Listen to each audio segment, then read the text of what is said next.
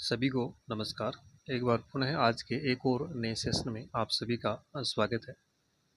देखिए, daily target base पर हमारी जो टेस्ट सीरीज आयोजित की जा रही है, इसी कड़ी में आज का हमारा जो तीसरा टॉपिक है, आरपीएससी फर्स्ट ग्रेड की जो टेस्ट सीरीज चल रही है उसी की बात करें हम।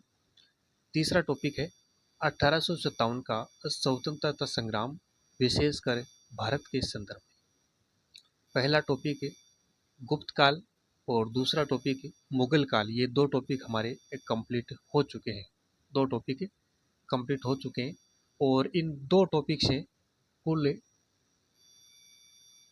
4 टेस्ट और 1800 स्वतंत्रता जो संग्राम है इससे कुल 2 टेस्ट, यानी कुल 6 टेस्ट अब तक कंप्लीट हो चुके हैं।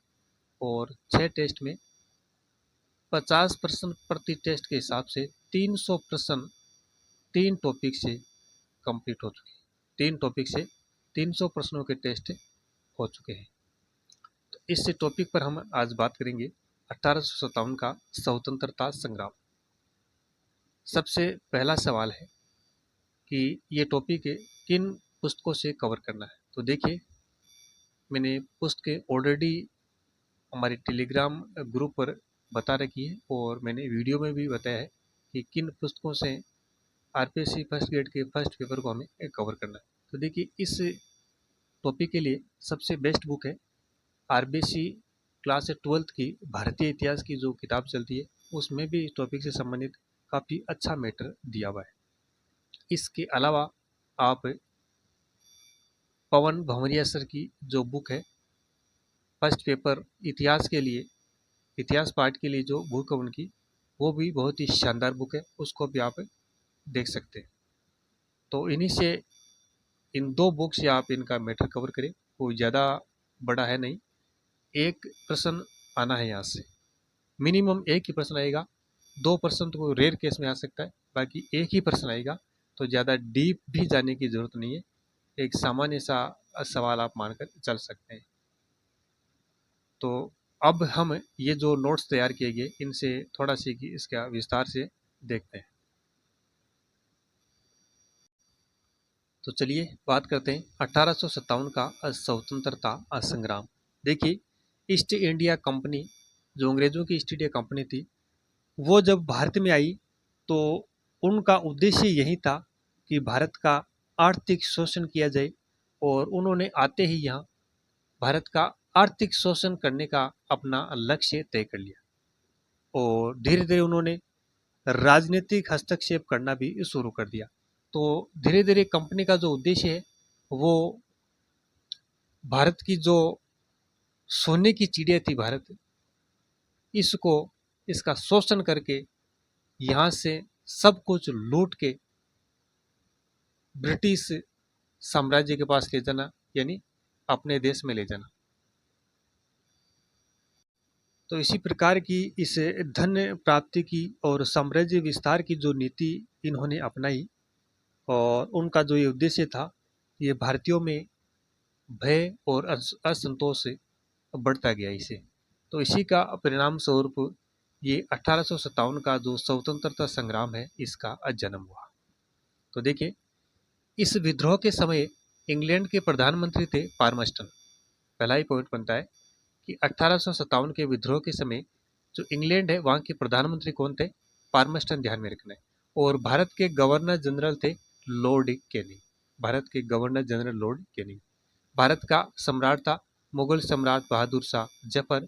और इस विद्रोह के समय जो कंपनी थी उसके मुख्य सेनापति थे जॉर्ज अनिसन, यानी जो ईस्ट इंडिया कंपनी थी उसके मुख्य सेनापति कौन थे? जॉर्ज अनिसन। तो ये 4 पॉइंट ध्यान में रखिए। भारत में इस क्रांति का जो प्रारंभ है, वास्तविक रूप से जो प्रारंभ है, वो 10 मई 1857 को मेरठ से हुआ था, जब भी मेरठ में सैनिकों ने चर्बी वाले कारतूसों के प्रश्न पर अपने ब्रिटिश अफसरों की हत्या की। तब ये मेरठ से भारत में इस क्रांति का आरंभ हुआ। ये पॉइंट ध्यान में रखिए। अब देखिए आगे, ये क्रांति क्यों हुई, इसके क्या तात्कालिक कारण थे, क्या राजनीतिक कारण थे, क्या आर्थिक कारण थे, वो थोड़ा सी देखते हैं। तो देखिए, सबसे जो मुख्य इसमें आता है वो है तात्कालिक कारण। 1856 में देखिए भारत सरकार ने जो पुरानी बंदूक थी ब्राउन बेस, इसके स्थान पर नई एनफील्ड राइफल के प्रयोग करने का निश्चय किया। कब? 1856, ध्यान रखना। इस नई राइफल से कारतूस के ऊपरी भाग को मुंह से काटना पड़ता था। इस राइफल में जो कारतूस का जो ऊपरी भाग था उसको मुख से काटना पड़ता था। जनवरी 1857 में बंगाल की सेना में यह अफवाह फैली कि इस राइफल्स कारतूसों में गाय और सुअर की चर्बी का प्रयोग किया गया है।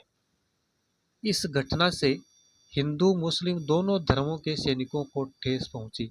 गाय हिंदुओं के लिए महत्व रखती है, तो सुअरों का महत्व ये मुस्लिम धर्म में था।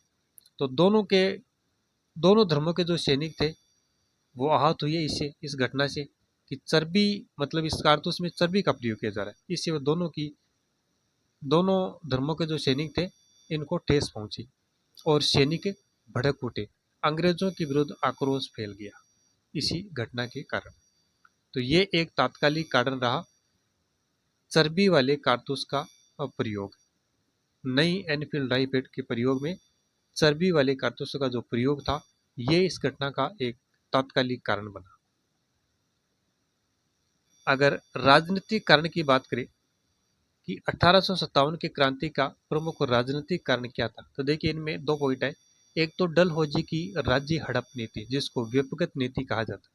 डलहौजी की राज्य हड़प नीति अर्थात इसका मतलब क्या उद्देश्य था, देखिए अर्थात कोई शासक अगर बिना पुत्र मृत्यु को प्राप्त हो जाता है, कोई भी राजा था अगर उसके पुत्र नहीं होता है और वो मृत्यु को प्राप्त हो जाता है तो उसका जो राज्य है वो हड़प लिया जाता था, अंग्रेजों द्वारा उसको अपने कब्जे में कर लिया जाता।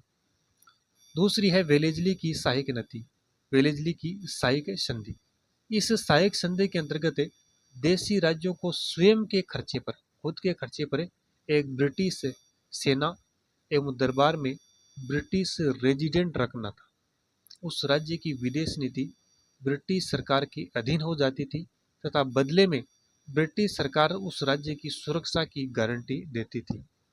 तो ये दो पॉइंट इस क्रांति के राजनीतिक कारणों में माने जाते हैं, डलहौजी की राज्य हड़प नीति और वेलेजली की सहायक संधि, इनको ध्यान में रखिएगा। इसके अलावा आर्थिक कारण, तो देखिए अंग्रेजों का जो अंग्रेजी शासन था उसका मूल उद्देश्य यही था कि भारत का शोषण करना, भारत का शोषण करना। तो इनकी आर्थिक शोषण की जो नीतियां थी उन्होंने भारतीयों में बहुत मतलब असंतोष की भावना पैदा कर दी। भारत की जो ग्रामीण जनता थी अपने आप पर वो आत्मनिर्भर थी, उनका इन्होंने शोषण करना शुरू कर दिया। इस प्रकार से बहुत सारी मतलब बहुत कारण है जो इस क्रांति की आरंभ होने के माने जाते हैं। तो ये आर्थिक कारण ध्यान रखिएगा। सामाजिक एवं धार्मिक कारण भी बहुत आते हैं इसमें। अनेक सामाजिक कारण, अंग्रेजों ने जातिवाद की भावना को प्रेरित किया, भारतीयों को घृणा के दृष्टि से वो देखने लगे, उनका व्यवहार भी मतलब अपमानजनक हो गया भारतीयों के प्रति। तो इस प्रकार से, और सैन्य कारणों की बात करें तो सैन्य कारण भी बहुत है, क्योंकि भारतीय सैनिकों को उन्होंने मतलब अपनी जो सेना थी उनमें नाम मात्र के पदों पर भर्ती किया और जो अधिकार उनको देने चाहिए थे वो उनको नहीं मिले। तो ये कुछ कारण थे जो इस क्रांति को शुरू करने में महत्वपूर्ण भूमिका निभाई। मुख्य रूप से तात्कालिक कारण, राजनीतिक कारण, ये आप ध्यान में रखिएगा। फिर देखिए इस क्रांति की जो निर्धारित तिथि, शुरू करने की जो निर्धारित तिथि है वो 31 मई निर्धारित की गई थी, 31 मई 1857। लेकिन क्रांति समय से पूर्व शुरू हुई। अब देखिए इस स्वतंत्रता संग्राम की जो पहली घटना है वो कौन सी है? बैरकपुर छावनी की घटना। 1857 के स्वतंत्रता संग्राम की प्रथम घटना की अगर बात करें तो वो है बैरकपुर छावनी की घटना। कहाँ पर? बंगाल में। कहाँ पर हुई थी ये? बंगाल में हुई थी। बंगाल ध्यान में रखिएगा। चर्बी युक्त कारतूसे के प्रयोग के विरुद्ध पहली घटना 29 मार्च 1857 बैरकपुर छावनी में 34वीं नेटिव इन्फेंट्री के मंगल पांडे, जो कि गाजीपुर उत्तर प्रदेश के रहने वाले थे, इन्होंने चर्बी युक्त कारतूसों के प्रयोग से चर्बी युक्त कारतूसों के प्रयोग से मतलब प्रयोग करने से इन्होंने इनकार करते हुए अपने जो अधिकारी थे लेफ्टिनेंट बाग और सार्जेंट मेजर हडसन की इन्होंने हत्या कर दी साहब। मंगल पांडे ने, जो कि 34वीं नेटिव इन्फेंट्री के नायक थे, गाजीपुर यूपी के रहने वाले थे, इन्होंने लेफ्टिनेंट बाग और हडसन की हत्या कर दी और इस चर्बी युक्त कारतूसों के प्रयोग से इन्होंने इनकार कर दिया। तो इसी के परिणाम स्वरूप 8 अप्रैल 1857 को मंगल पांडे को फांसी की सजा दी।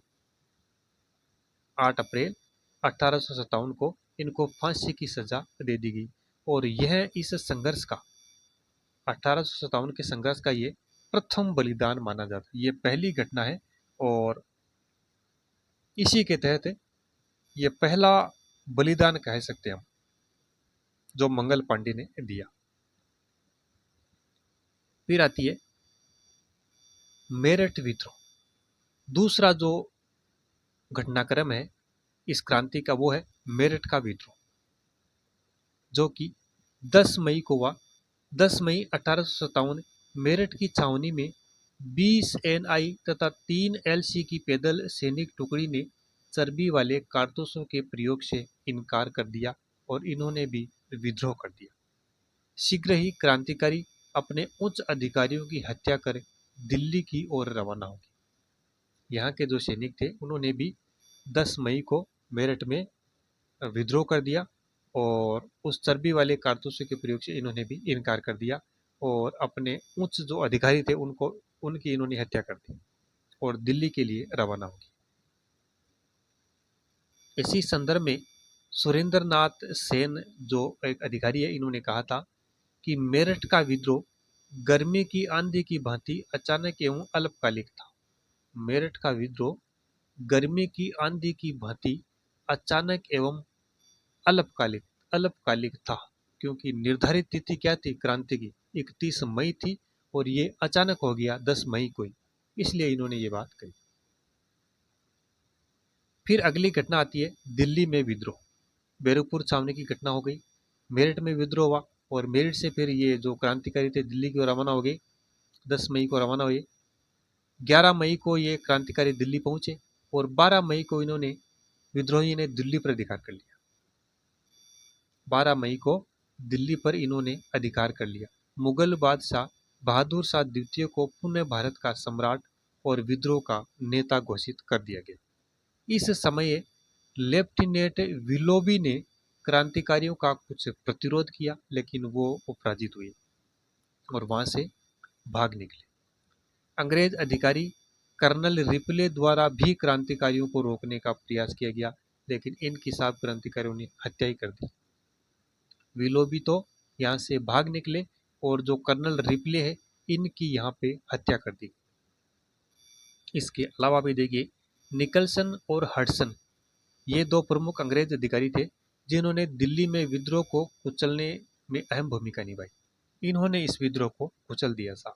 कौन? निकलसन और हडसन। विलोबी भाग गया, कर्नल रिपले की हत्या कर दी। निकलसन और हडसन इन्होंने इस विद्रोह को दबाया और शायद निकलसन की भी हत्या कर दी गई। बाद जो निकलसन अधिकारी थे इनके भी अंग्रेज जो ये क्रांतिकारियों द्वारा हत्या कर दी। बख्त खान को दिल्ली में बहादुर शाह जफर का प्रधान सेनापति बनाया गया। बख्त खान को दिल्ली में बहादुर शाह जफर का प्रधान सेनापति बनाया गया। 21 सितंबर 1857 की घटना है। बहादुर शाह ने हुमायूं के मकबरे में, कहाँ पर स्थित है? दिल्ली में, अंग्रेज लेफ्टिनेंट हडसन के समक्ष समर्पण कर दिया। यहाँ पे चारों के ये नाम ध्यान में रखना है। विलोबी यहाँ से भाग निकला था, कर्नल रिपले और निकलसन की हत्या हुई थी, एकमात्र हडसन बचा था। इसके सामने हुमायूं के मकबरे में दिल्ली में बहादुर शाह जफर को 21 सितंबर 1857 को आत्मसमर्पण करना पड़ा। इन्होंने आत्मसमर्पण कर दिया। अंग्रेज अधिकारी हडसन ने यहाँ शरणागत, इस मकबरे में शरणागत जो बादशाह के दो पुत्र थे, एक तो मिर्जा मुगल व खिरजा सुल्तान तथा इनके पोते थे मिर्जा अबूबक, इनको गोली मार दी। इनको धोखे में लेकर, इनको मतलब जीवन दान की के लिए इनको बोला था, लेकिन फिर धोखे से इनको गोली मार दी। फिर देखिए, दिल्ली में क्रांति का वास्तविक नेतृत्व बहादुर शाह जफर की सेनापति बख्त खान ने किया। वास्तविक नेतृत्व, क्रांति का जो वास्तविक नेतृत्व वह किसने किया? बख्त खान ने किया था। ये साहब तो, ये बहादुर शाह जफर तो नाम मात्र के थे। फिर देखिए, सम्राट को बंदी बना लिया गया और निर्वासित कर रंगून भेज दिया गया। सम्राट को बंदी बनाकर यहाँ से रंगून के लिए निर्वासित कर दिया और वहीं पर इनकी 1862 ईस्वी में बहादुर शाह जफर की रंगून में मृत्यु हो गई। और रंगून में इनकी मजार है, समाधि है। उसी मजार पर लिखा है कि जफर इतना बदनसीब है कि उसे अपनी मातृभूमि में दफन के लिए 2 गज जमीन भी नसीब ना हुई। क्या कमाल की बात लिखी है कि जफर साहब इतने बदनसीब है कि उसे अपनी मातृभूमि में दफन के लिए 2 गज जमीन भी नसीब ना हुई। बहादुर शाह जफर की मजार पर लिखा है, रंगून बर्मा में। तो ये घटनाक्रम दिल्ली का था। इसके बाद में अगला घटनाक्रम आता है, इसमें चौथा, लखनऊ का घटनाक्रम। तो देखिए, भारतीय इतिहास में 30 मई 1857 की जो तारीख है, इसकी खास महत्ता है। कहते हैं कि इस दिन सीज ऑफ लखनऊ शुरू हुआ, अर्थात गद्दर की जो आग है वो लखनऊ पहुंची। 30 मई को इस गद्दर की आग लखनऊ पहुंची, सीज ऑफ लखनऊ, वहां पर इस गद्दर की, इस आंदोलन की आग पहुंची। और सबसे पहले लखनऊ में 30 मई को ही आंदोलन शुरू हुआ था, ये मानिए आप। 30 मई को इस आंदोलन की शुरुआत हुई। अवध के नवाब वाजिद अली शाह को कुशासन के आधार पर गद्दी से उतारने और निर्वासित किए जाने से लोगों में असंतोष था। ऐसे लोगों में एक तो फैजाबाद के मौलवी अहमदुल्ला साहब प्रमुख थे, जिन्होंने लोगों को जिहाद के लिए उत्तेजित किया। तो 30 मई 1857 को यहाँ पर सिपाहियों ने विद्रोह कर दिया। उसके बाद में 4 जून 1857 की जो ये डेट है, ये महत्वपूर्ण है। इस डेट को बेगम हजरत महल, जिसको महक परी के नाम से जाना जाता है, महक परी के नाम से, इन्होंने इस विद्रोह की कमान संभाली। 30 मई को विद्रोह शुरू हो गया था, सिपाहियों ने विद्रोह कर दिया और बेगम हजरत महल ने 4 जून 1857 को इस विद्रोह की कमान संभाली और अपने अल्पवयस्क पुत्र बिरजिस कादिर को नवाब घोषित कर दिया। इनका जो पुत्र था बिरजिस कादिर, इसको यहाँ का नवाब घोषित कर दिया। मार्च 1858 में कैंपबेल नामक अंग्रेज अधिकारी ने इस विद्रोह को समाप्त कर दिया। कैंपबेल ने इस विद्रोह को समाप्त कर दिया। तो लगातार पराजयों से, यहाँ पे पराजय शब्द है, पराजयों से परेशान होकर बेगम हजरत महल नेपाल चली गई और वहीं पर इनकी गुमनाम मौत हो गई। तो बेगम हजरत महल नेपाल चली गई। तो ये साफ घटनाक्रम था लखनऊ का, इसको आप ध्यान में रखिएगा। आगे बात करते हैं कानपुर का विद्रोह। लखनऊ से फिर कानपुर विद्रोह की तरफ बढ़ते हैं। तो देखिए, यहाँ पे डेट 4 भी मिलती है, कहीं कहीं 5 जून भी मिलता है। 1857 को विद्रोह की शुरुआत हुई। नाना साहब, जो धोंदू पंथ के नाम से प्रसिद्ध थे, इनके नेतृत्व में यहाँ पे विद्रोह हुआ और तात्या टोपे व अजीमुल्ला ने इनकी सहायता की। तात्या टोपे और अजीमुल्ला ने कानपुर विद्रोह में नाना साहब की सहायता की। नाना साहब ने खुद को मुगल बादशाह का पेशवा घोषित कर दिया। नाना साहब ने मुगल बादशाह का प्रधानमंत्री या पेशवा घोषित कर दिया। लगातार पराजयों से ये भी परेशान हो गए और नेपाल चले गए, जहाँ पर जीवन में अंतिम सांस तक इन्होंने अंग्रेजों से लोहा लिया। ये भी नेपाल चले गए थे। बेगम हजरत महल भी नेपाल गई थी। इसके बाद में देखिए, कैंपबेल और हेवलॉक 2 अंग्रेज अधिकारी थे, जिन्होंने कानपुर में इस विद्रोह को कुचल दिया। कैंपबेल व हेवलेक ने कानपुर में इस विद्रोह को समाप्त किया। तो ये घटनाक्रम था कानपुर का। इसके बाद में झांसी या ग्वालियर का विद्रोह। तो देखिए 4 जून को रानी लक्ष्मीबाई, जिसको महलपरी के नाम से जाना जाता है, बेगम हजरत महल को महकपरी, लक्ष्मीबाई को महलपरी, दोनों ध्यान में रखना है, के नेतृत्व में, यानी रानी लक्ष्मीबाई के नेतृत्व में विद्रोह की शुरुआत हुई 4 जून को झांसी में। जनरल फिरोज नाम ने, जो ये अंग्रेज अधिकारी थे, इन्होंने झांसी पर आक्रमण कर अधिकार कर लिया। इन्होंने झांसी पर आक्रमण किया फिरोज ने, और वहां पर अधिकार कर लिया। यहाँ से पराजित होने पर लक्ष्मीबाई कालपी पहुंची और तात्या टोपे के सहयोग से ग्वालियर पर अधिकार कर लिया। लक्ष्मीबाई यहाँ से भाग निकली, कालपी पहुंची, फिर वहां से ग्वालियर पर इन्होंने अधिकार कर लिया तात्या टोपे के सहयोग से। किसके सहयोग से? तात्या टोपे के सहयोग से। जनरल फिरोज से लड़ते हुए 18 जून 1858 18 जून 1858 को ग्वालियर में रानी लक्ष्मीबाई वीर गति को प्राप्त हो गई। रानी लक्ष्मीबाई की मृत्यु, वीर गति कहाँ प्राप्त हुई? ग्वालियर में। तब जनरल फिरोज ने कहा था कि भारतीय क्रांतिकारियों में यहाँ सोई हुई औरत अकेली मर्द थी। भारतीय क्रांतिकारियों में यहाँ जो सोई हुई औरत है वह अकेली मर्द है। किसके बारे में कहा? रानी लक्ष्मीबाई के बारे में। इसीलिए कहा जाता है खूब लड़ी मर्दानी पर तो झांसी वाली रानी। रानी लक्ष्मीबाई का जन्म वाराणसी में हुआ तथा इनका समाधि स्थल, यानी कि जो इनकी वीरगति है, वो ग्वालियर में हुई। तो जन्म स्थान वाराणसी ध्यान में रखना है और समाधि ग्वालियर में है इनकी।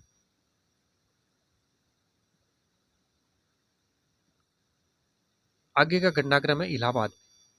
इलाहाबाद में विद्रोह 6 जून के आसपास हुआ। यहाँ विद्रोहियों की कमान मौलवी लियाकत अली ने संभाली। यहाँ से क्वेश्चन यही बनता है कि इलाहाबाद में इस विद्रोह की कमान किसने संभाली या नेतृत्व किसने किया? मौलवी लियाकत अली और कर्नल नील नाम के अंग्रेज अधिकारी ने यहाँ पे विद्रोह को समाप्त किया था। कर्नल नील नाम के अधिकारी ने यहाँ पे विद्रोह को समाप्त किया। लियाकत अली ने यहाँ पे विद्रोह का नेतृत्व किया।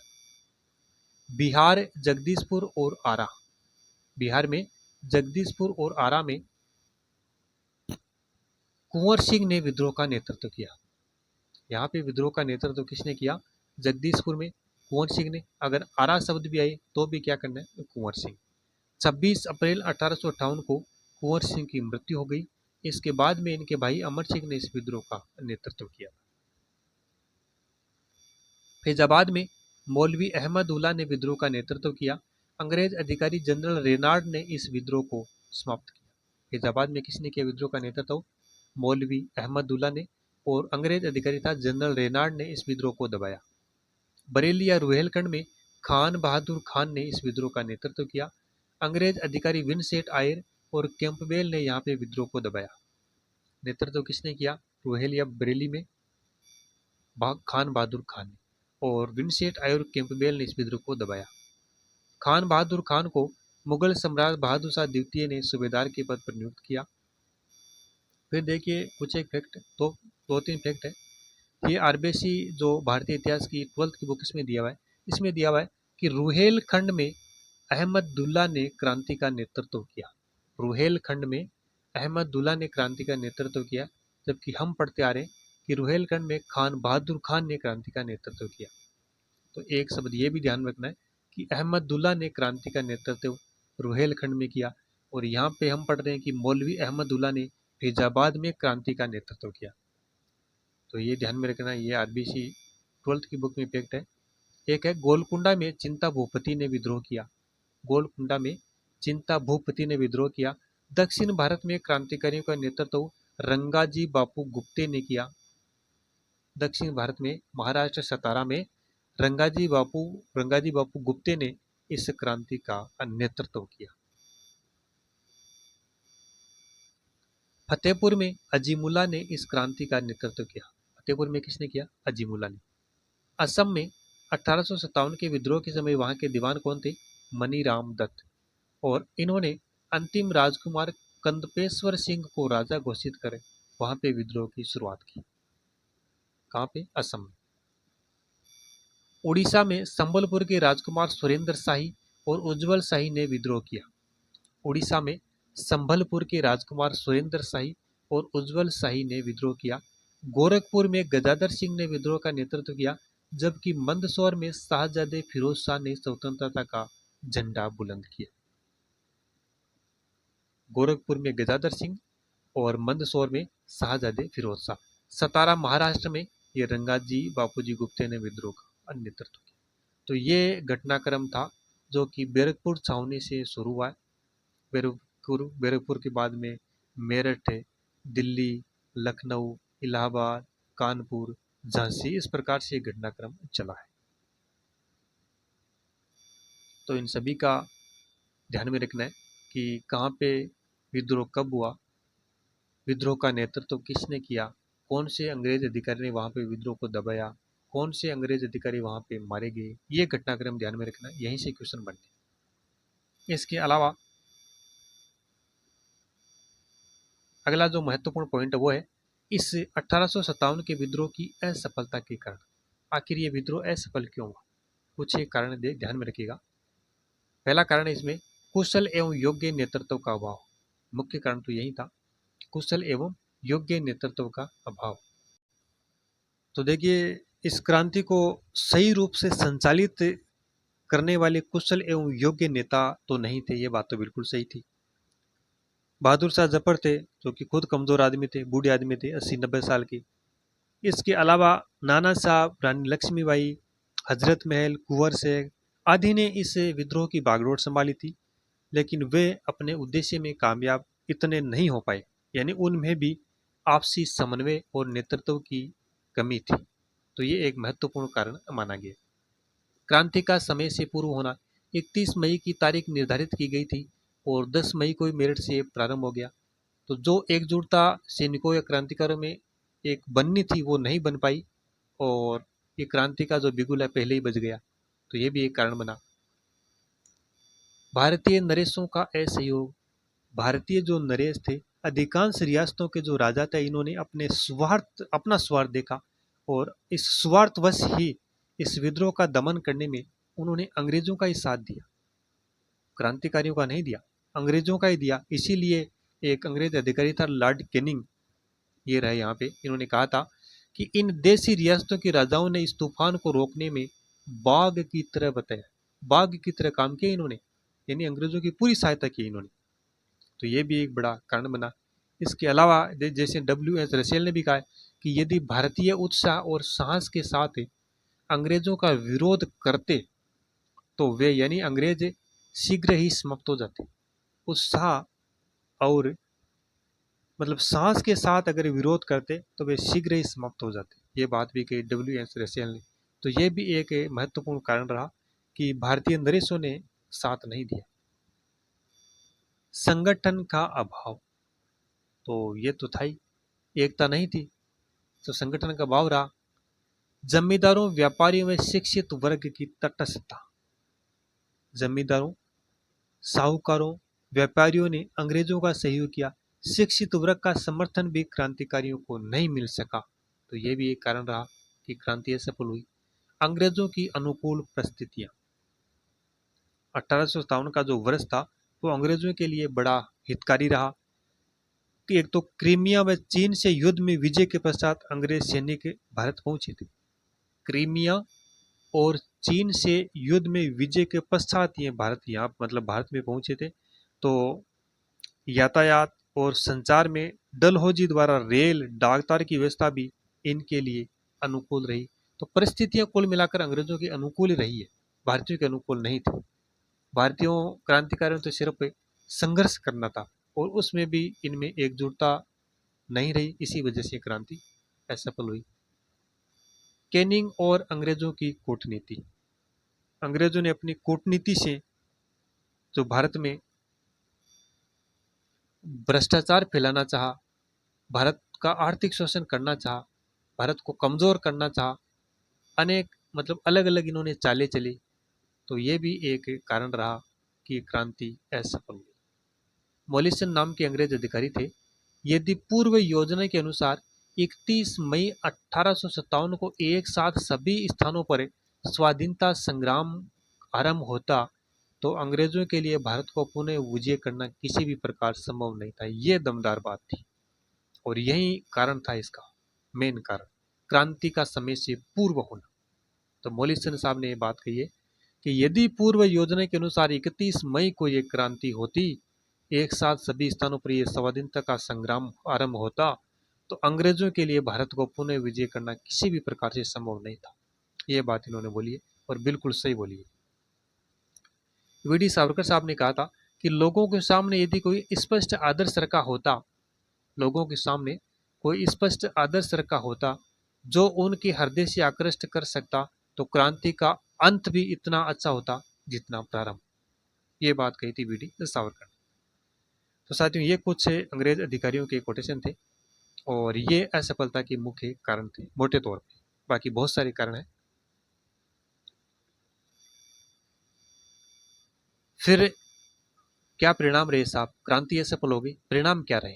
तो एक तो कंपनी का शासन जो था उसका अंत किया गया, सेना का पुनर्गठन किया गया, सेना के पुनर्गठन में जो पील कमीशन था इसका गठन किया गया, भारतीय नरेशों के प्रति कुछ नीतियों में परिवर्तन किया गया, फूट डालो और राज करो की नीति को बढ़ावा दिया साहब, फूट डालो और राज करो, और राष्ट्रीय आंदोलन को भी प्रोत्साहन दिया गया। ये कुछ क्रांति के परिणाम रहे।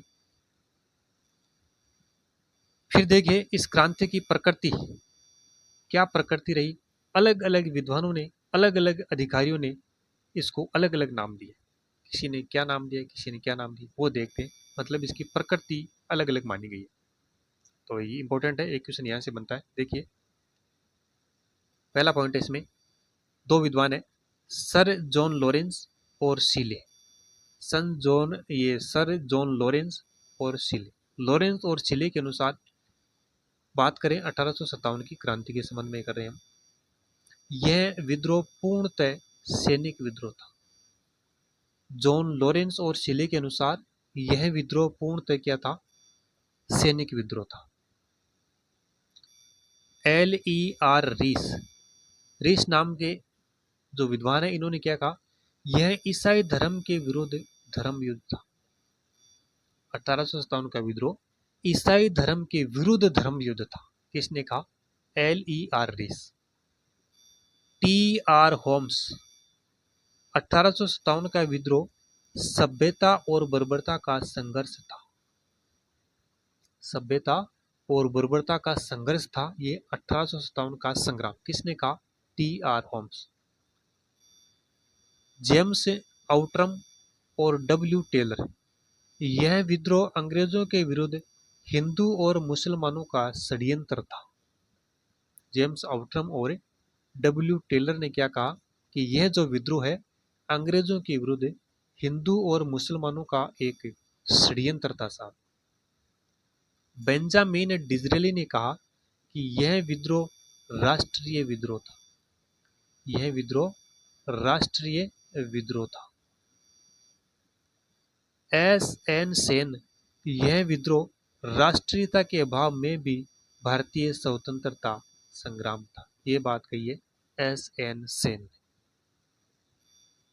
R.C. मजूमदार, तथाकथित प्रथम राष्ट्रीय स्वतंत्रता संग्राम न तो प्रथम था, न ही राष्ट्रीय था और न ही स्वतंत्रता संग्राम था। ये जो विद्वान है R.C. मजूमदार, इन्होंने क्या कहा कि प्रथम जो राष्ट्रीय ये जो संग्राम है ये न तो प्रथम था, न ही राष्ट्रीय था और न ही स्वतंत्रता संग्राम था। तीनों बातों से इन्होंने इनकार कर दिया। वीडी सावरकर ने कहा है, इन्होंने इस विद्रोह को सुनियोजित स्वतंत्रता संग्राम की संज्ञा दी। इन्होंने, वीडी सावरकर की पुस्तक है वार ऑफ इंडियन इंडिपेंडेंस, इसमें इन्होंने इसे स्वतंत्रता का प्रथम स्वतंत्रता संग्राम बताया। किसने? वीडी सावरकर। इसके आगे देखिए, जॉन ब्रूस्ट नॉर्टन नाम के एक विद्वान है, इन्होंने इसे जन विद्रोह बताया। 1857 के विद्रोह को जॉन ब्रूस्ट नॉर्टन ने जन विद्रोह की संज्ञा दी। मॉलिसन ने इस विद्रोह को अंग्रेजों को भारत से निकलने का सामूहिक प्रयास बताया। मॉलिसन ने इस विद्रोह को अंग्रेजों को भारत से निकालने का एक सामूहिक प्रयास बताया। डॉक्टर ताराचंद, डॉक्टर विश्वेश्वर प्रसाद और सीवी चौधरी ने इसे स्वतंत्रता संग्राम अर्थात राष्ट्रीय विप्लव की संज्ञा दी। अशोक मेहता ने भी अपनी पुस्तक में द ग्रेट रिबेलियन, पुस्तक का नाम ध्यान में रखिएगा, द ग्रेट रिबेलियन किसकी पुस्तक है? अशोक मेहता। इसमें इस विद्रोह को राष्ट्रीय स्वरूप ही बताया है। पंडित जवाहरलाल नेहरू ने अपनी पुस्तक भारत एक खोज में लिखा है कि सैनिक विद्रोह के रूप में आरंभ हुआ यह विद्रोह सैनिक क्षेत्र तक ही सीमित नहीं रहा, शीघ्र ही जन विद्रोह एवं स्वतंत्रता संग्राम के रूप में परिवर्तित हो गया। मतलब नेहरू ने भारत की खोज पुस्तक में लिखा है कि जो सैनिक विद्रोह के रूप में आरंभ हुआ यह विद्रोह सैनिक क्षेत्र तक ही सीमित नहीं रहा, शीघ्र ही यह जन विद्रोह स्वतंत्रता संग्राम के रूप में परिवर्तित हो गया। और यंग इंडिया में लाला लाजपत राय ने लिखा है कि 1857 की क्रांति राजनीतिक तथा राष्ट्रीय दोनों थी। यंग इंडिया में लाला लाजपत राय ने लिखा कि ये क्रांति राजनीतिक और राष्ट्रीय दोनों थी। तो साथियों, ये कुछ विद्वान थे जिन्होंने इस क्रांति को अलग अलग नाम दिया। ये अलग अलग प्रकृति इस क्रांति की रही है। तो ये टॉपिक था 1857 का स्वतंत्र संग्राम, विशेषकर भारत के संदर्भ में हमने पढ़ा है। शुरू से अंत तक क्या इसके कारण रहे, किस प्रकार से घटनाक्रम चला, क्या इसका परिणाम रहा, क्या असफलता के कारण रहे और क्या इसकी प्रकृति रही, यहाँ तक हमने आज के सेशन में पढ़ा है। और क्वेश्चन लगभग यहीं से बनना है। अगर कोई गहराई में चले गए तो फिर परिणाम, असफलता के कारण है, वहाँ से कोई क्वेश्चन उठा सकता है। बाकी प्रश्न यहीं से बनना है। और तो आज के सेशन में इतना ही। इसके अलावा कुछ एक पॉइंटों पर बात करेंगे, वो हम अगले सेशन में करेंगे। तो इस सेशन में इतना ही। धन्यवाद।